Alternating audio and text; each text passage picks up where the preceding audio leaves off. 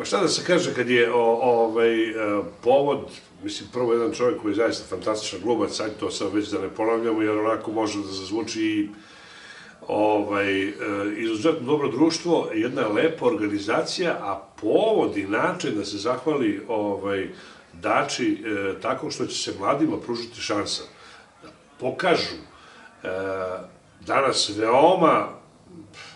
retko korišćen talent, a to je prvo lep govor, negovanje govora, pa onda još i poezija. To je sasvim dovoljno da dođete sa velikim uživanjem.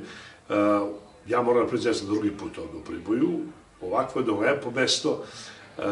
i da sa ovako lepim društvom proživite sve ovo što sam ja proživio. Ja sam veoma zadovoljan, pre svega veoma zahvalan i Mikiju i svima koji su ovo organizovali i pozvali mene. Ja sam probao na određen način da napravim bilo kakvu konekciju